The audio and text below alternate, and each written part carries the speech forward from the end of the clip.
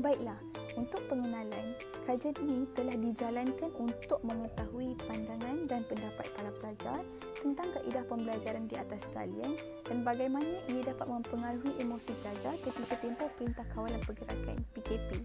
Pelbagai aplikasi dan laman web yang digunakan bagi memastikan sesi pembelajaran dapat berjalan dengan lancar.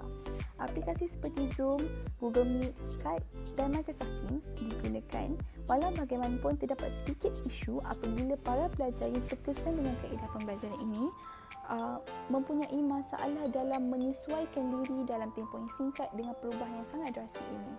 Tekanan ini mungkin didorong oleh kaedah pembelajaran pelajar yang kurang sesuai dengan audio visual learning method dan juga mungkin mendorong mereka untuk berasa kurang bermotivasi dalam menyiapkan tugasan ataupun menghadiri kuliah-kuliah online.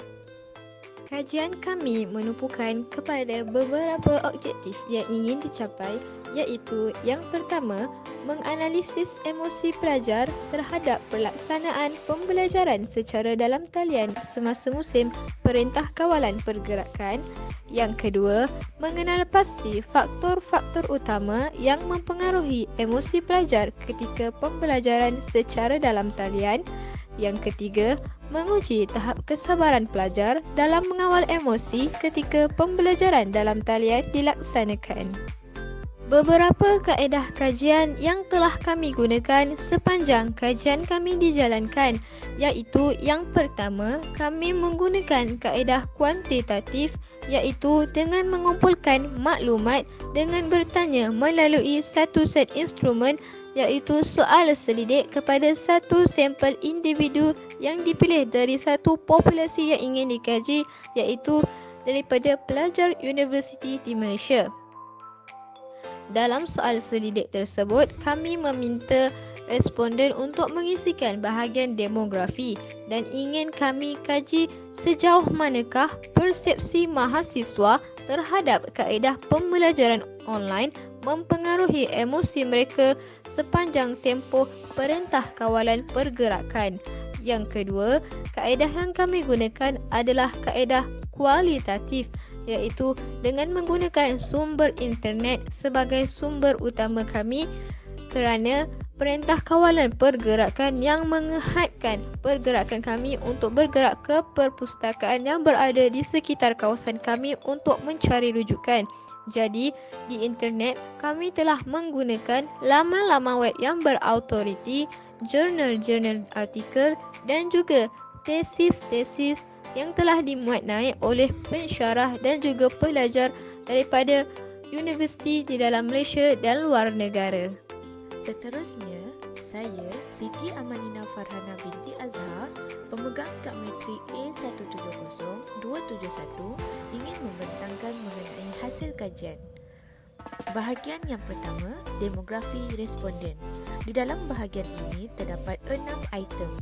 Yang pertama, jantina, umur, bangsa, nama IPTA atau IPTS, pengkhususan bidang dan fakulti responden.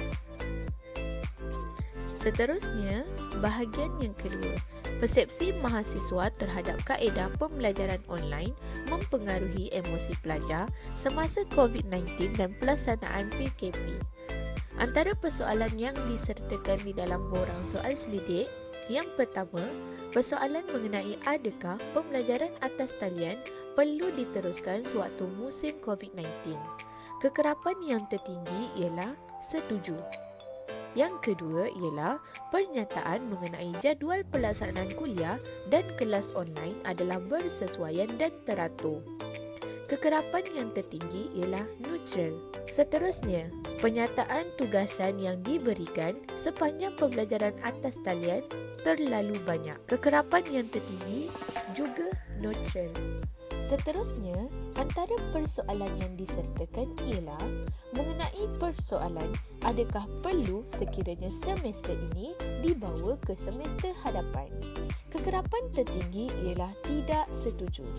Seterusnya, pernyataan mengenai tekanan yang diterima oleh pelajar adalah lebih tinggi ketika pelaksanaan pembelajaran atas talian berbanding pembelajaran di dalam kuliah. Kekerapan tertinggi ialah setuju.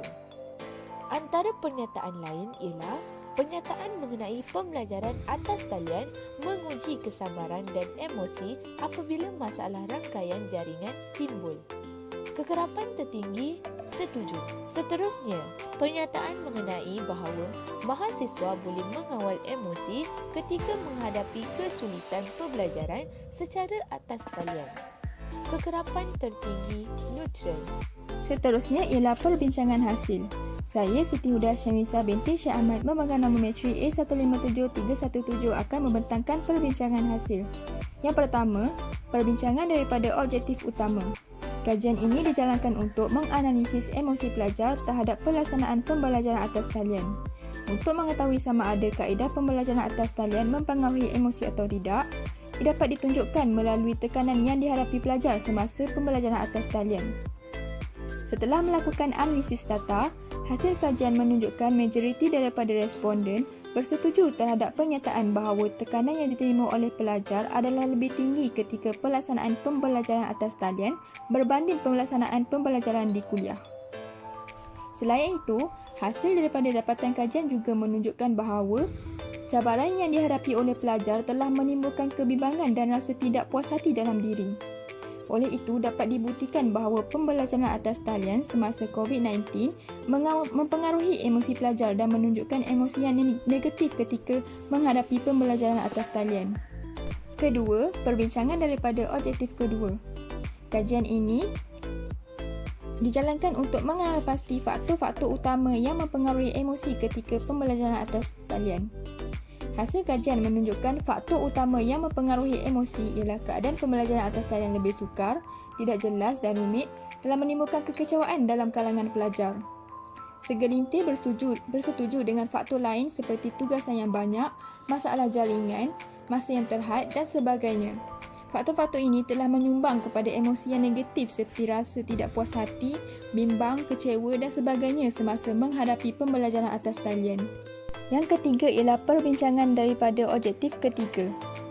Kajian ini dilakukan untuk menguji tahap kesabaran pelajar dalam mengawal emosi. Hasil kajian menunjukkan majoriti pelajar tidak pasti terhadap kemampuan mengawal emosi. Namun begitu, sesetengah pelajar bersetuju bahawa pembelajaran atas talian memupuk nilai kesabaran. Oleh demikian, nilai kesabaran mungkin dapat mengawal emosi sesetengah pelajar. Memang tidak dapat disangka lagi bahawa terdapat beberapa isu berbangkit yang melibatkan para pelajar yang mempunyai masalah dalam menyesuaikan diri dengan suasana yang baharu dalam tempoh yang sangat singkat. Walau bagaimanapun, sebagai seorang pelajar yang bertanggungjawab, kita haruslah menerima apa yang diarahkan dengan hati yang terbuka dan memandang ia sebagai satu pengalaman yang baharu dan juga mengambil pengajaran dari sudut yang positif.